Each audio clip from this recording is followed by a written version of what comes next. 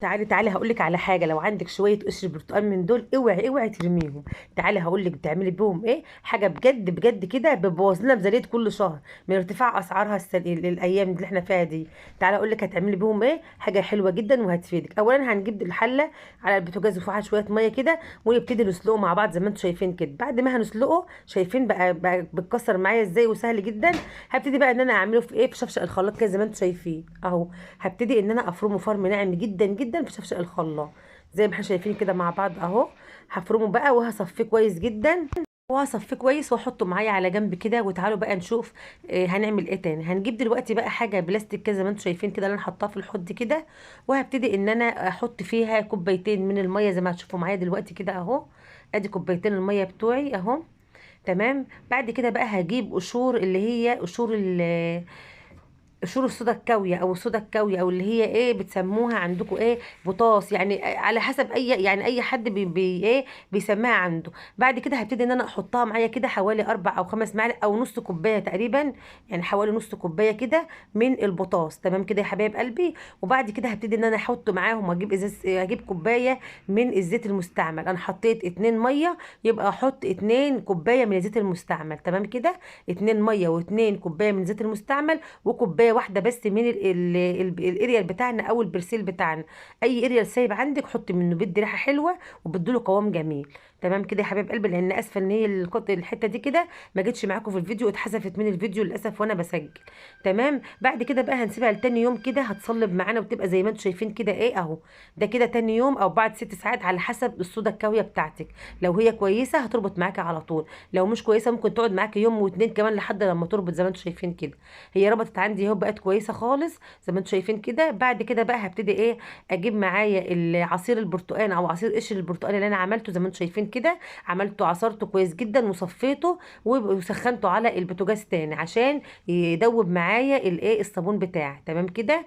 بدات ان انا احط اهو، بدات ان انا اكسر في الصابون بتاعي زي ما انتم شايفين كده.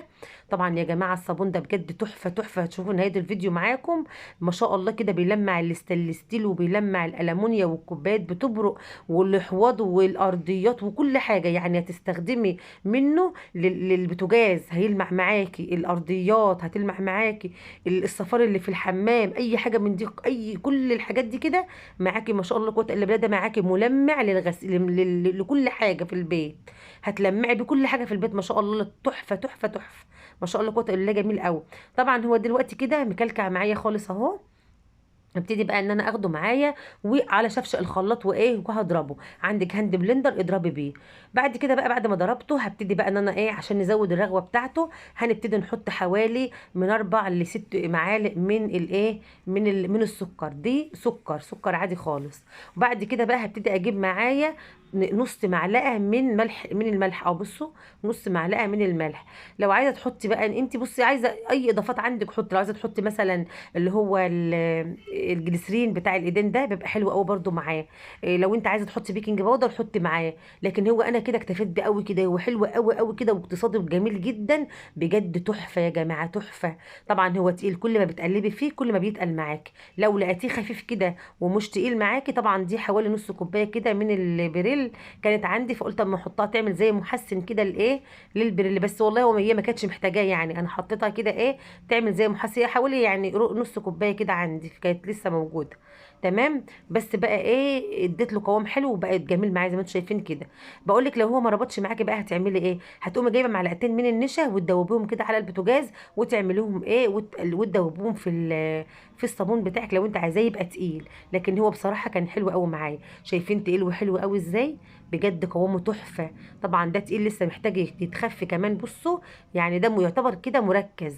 لسه بقى هنخفه بقى واوريكم دلوقتي بقى بعد ما خفيناه كده وحطينا عليه الميه بتاعتنا. بصوا بقى عامل ازاي بقى، تحفه. يعني من شويه ميه كده وشويه قشر برتقال بصوا او لسه برضو تقيل، يعني انا عماله بحط فيه وهو لسه برضو تقيل.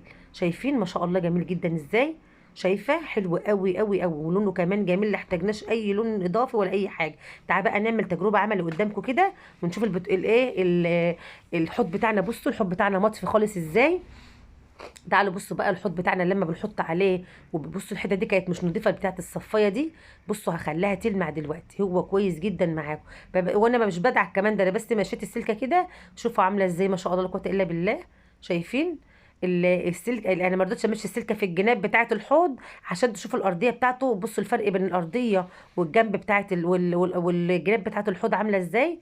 شايفين؟ انا بس لسه ما دعكتش كمان، يعني انا بس ايه، بشطف بغسل كده بس وبشطف معاكم. شايفين كده؟ بص بقى، اي حاجه عندك قديمه، اي حاجه عندك زي مثلا البراد الستانلس ستيل، الحواض الارضيات، اي حاجه. بصوا شايفين؟ ما شاء الله لا قوه الا بالله. بتلمع، بتبرق زي ما بيقولوا. بصوا عامله ازاي. شايفين؟ صابون بصراحه يا جماعه اختراع، والله العظيم اختراع. سيبكم بقى من اللي يقعد يقول لكم لا حطوا دي لا حطوا ما اعرفش ايه، والله هو كده حلو قوي. شايفين الحوض بقى بيلمع ازاي؟ شايفين ما عادش في اي حاجه خالص ازاي؟ والله العظيم بيزيق من كتر اللمعان. تعالوا بقى نغسل الجناب بتاعته كده ونشوف الرغوه بتاعتنا هتبقى عامله ازاي معانا. بصوا شايفين؟ بيرغي وجميل جدا جدا وحلو قوي ازاي. رغوته كتير وجميل ما شاء الله لا قوه الا بالله. شايفين عامل ازاي؟ يلا لو وصلت معايا بقى لهنا ما تنسوش في اللايك بقى يا حبيبه قلبي انتوا وهي، اضغطوا لايك كده. ويعني ايه، وفرحوني كده باللايك بتاعكم. واللي تجرب الصابون ده تقول لي حلو قوي. والله يا جماعه حتى نضف ايديا قسما بالله يعني. انا كنت عامله بدنجان كده، مقوره بدنجان للمحشي. كانت ايديا غامقه خالص والله، ساعه ما غسلت بالحوض لمعت ايديا لمعت. والله العظيم جميل يا جماعه، جربوها يعجبكم جدا جدا جدا، حلو قوي. بصوا ما شاء الله لا قوه الا بالله، جميل جدا. الحوض بقى بيبرق ازاي، كانك لسه جايباه من المصنع بتاعه. تمام، يلا جربوه بقى وادعوا لي كده دعوه حلوه. تعالوا بقى نشوف الكميه بتاعتنا كانت قد ايه، او عباره عن قد ايه كده. وشوف احنا عملنا قد ايه من الكميه بتاعتنا اللي هي الكوبايتين الزيت المستعملين اللي كنا هنرميهم. وكمان معانا الايه، بصوا انا بحط عليه ميه كمان بيخف اهو. كل ما بيخف كل ما بيبقى احلى كمان. شايفين اهو؟ عملنا بس ما فيش شويه قشر برتقال كنا هنرميهم، اخدناهم حطيناه عملناهم ايه، عملناهم ادوا له لون جميل كده وريحه حلوه قوي على فكره. ريحته جميله جدا يا حبايب قلبي. واللهم صل وسلم وبارك على سيدنا محمد. وشوفوا بقى هيملى لنا كام قاروره او كام ازازه من الازاز اللي احنا بنشتريها. شايفين ما شاء الله عمل لنا قد ايه؟ عمل لنا 3 ازايز كبار و3 ازايز من الصغيرين بتوع البريل. شايفين؟ بقول لكم تاني ان هو ما شاء الله قوه الا بالله بيلمع الدنيا ازاي. شايفين الرغوه بتاعته؟ الرغوه قويه جدا وحلوه قوي قوي قوي. شايفين الرغوه بتاعته جميله ازاي اهو. بجد بجد انا فرحانه بيه يا جماعه، والله العظيم حلوه قوي قوي زي ما انتم شايفين. بصوا الرغوه جميله وحلوه قوي قوي قوي قوي. بجد بجد انا اتبسطت بيه قوي. طبعا وفر لنا كتير قوي قوي قوي في الميزانيه بتاعتنا. البريل سعره رفع جدا جدا جدا. وانا عملته بحاجات بسيطه خالص خالص. شايفين لونه؟ شايفين شكله عامل ازاي؟ دهب كده دهب، والله العظيم تحفه يا جماعه. لو عجبكم الفيديو بتاعنا بقى يا ريت كده تضغطوا له اشتراك كده ولايك وايه، وتفعلوا زر الجرس لكم كل جديد مني. والسلام عليكم ورحمه الله وبركاته. انتظروني ان شاء الله في كل ما هو مفيد وموفر معاكم باذن الله على قناتي. يا ريت يا ريت كده لو اول مره بتشوفيني ما تنسوش في اللايك والاشتراك. والسلام عليكم ورحمه الله وبركاته.